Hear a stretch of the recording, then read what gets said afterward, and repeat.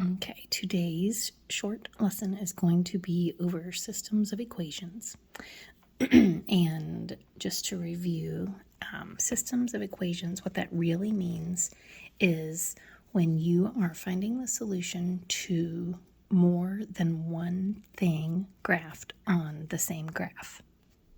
Okay, so for instance, on this graph, let's say I have a line graphed and I also have a parabola graphed. This point and this point, where my two different functions or my two different equations intersect, would be the solution to that system of equations. It can happen though with other graphs too. It could just be two lines. We could say we have one line like this and another line like this, and they're going to intersect right there. So that point would be the solution to that system of equations. So let's start by doing a quick review of graphing a line, and then we will graph two lines, and then we will see where they intersect. So this top line, y equals negative 2x plus 5. This is in slope-intercept form because this is the slope, this is the y-intercept. Anytime you have an equation arranged like this where you have your y, just one y on the left, and then your equals, and then your x's, and then your numbers, it is in slope-intercept form. So this line that we're going to graph first has a slope of negative 2 and a y-intercept of 5. So 1, 2, 3, 4, 5. So here's our slope-intercept, and then, that's our y-intercept, and then our slope is negative 2. And remember, you want to think of a slope in fraction form. So negative 2, let's think of that as negative 2 over 1. Slope is rise over run, so that means I'm going to go down 2 over 1. So from this point right here, I'm going down 2 and over 1. Remember, you can do the opposite to get some points over here, so you can go up 2, back 1. So this is our line, y equals negative 2x plus 5. And next we're going to graph our second line, y equals 1/2 x minus 5. Remember, this is the slope, and this is the y-intercept. So my y-intercept on this one's going to be negative 5. And my slope is 1/2. So think of 1/2 as rise over run, up 1 over 2. So from this point, I'm going up 1 over 2, up 1 over 2, up 1 over 2. And then we end up with this line for y equals 1/2 x minus 5. So we can see that if we extend both of these lines, they are going to cross at this point right here. So whatever this point is the solution for these two equations, or the solution for this system of equations. So we can see that's 1, 2, 3 over 4, and down 3 is the solution for the systems of equation. Now we're going to talk about how we can solve systems of equations mathematically and not rely on graphing the lines. So if you remember, there are two different ways to solve systems of equations, and one is substitution and one is elimination. We are going to talk about substitution first on these two equations because these are set up well for substitution because they are both already solved for one variable.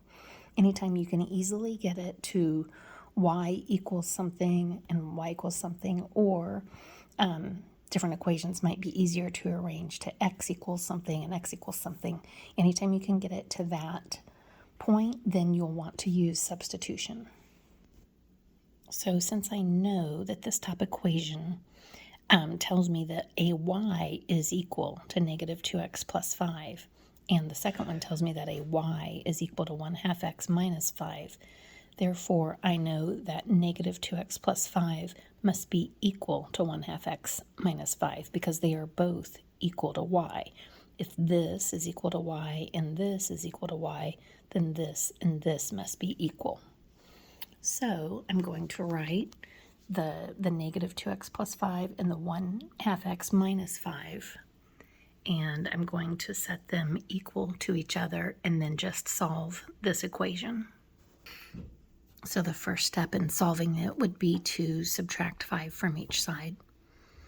I want to get my numbers over here, my x's over here. So when I do that, I get negative 2x equals 1/2 x minus 10. So after subtracting 1/2 x from each side, I'm going to get negative 2x minus 1/2 x is going to be negative 2.5 x, and that's going to be equal to, this and this cancel out, so it's going to be equal to negative 10. And there would be a few different ways to solve it from this point, but I would like to go ahead and convert negative 2 1/2 to fraction form. Right now it's a mixed number. Let's turn it into an improper fraction.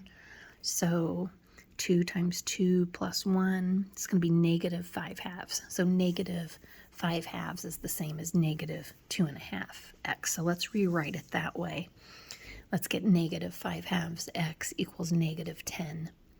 And then, again, there's a few different things you could do, but I would like to go ahead and just multiply each side times 2 to get rid of the denominator here.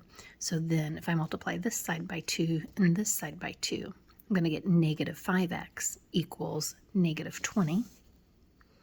And then from there, and remember we're just solving for x, we want to know what x is, so I'm going to divide each side by negative 5. So negative 5x divided by negative 5 is x, and negative 20 divided by negative 5 is a positive 4. So now that I know that x equals 4, I can go back to either one of my original equations and plug in a 4 for x to solve for y.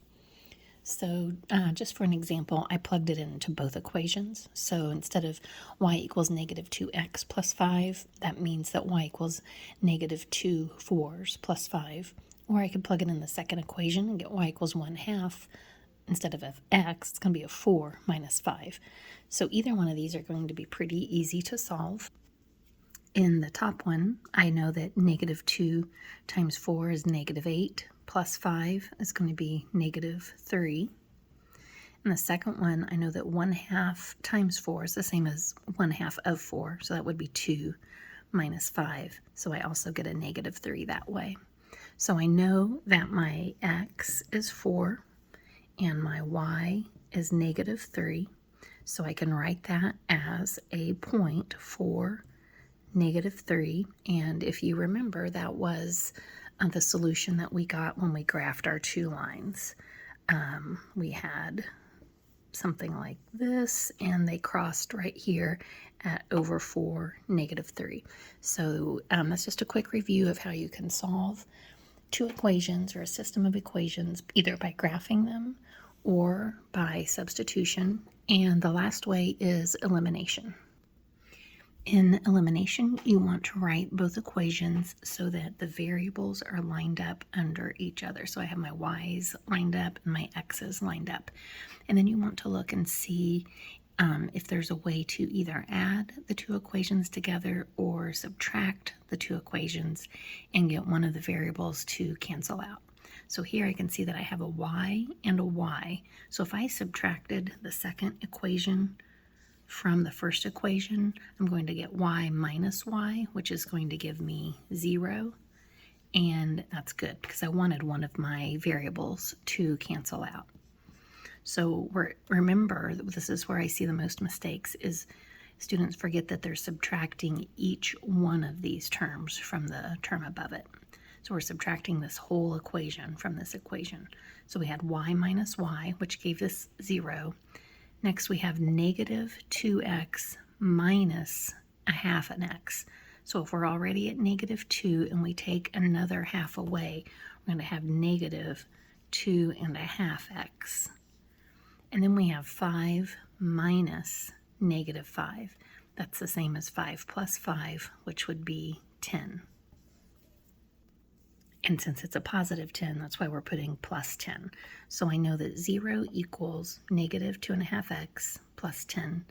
I want to solve for x, so I'm going to add 2.5x to each side of this equation. So over here I have 0 plus 2.5x, which is 2.5x. Over here I had negative 2.5x, then I added 2.5x, so those are going to cancel out. And so I'm left with 10 over here.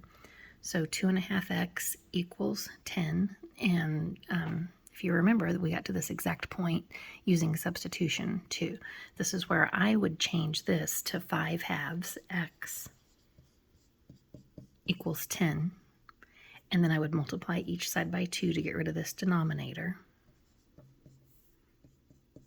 So the 2 and the denominator cancel out, and I'm left with 5x.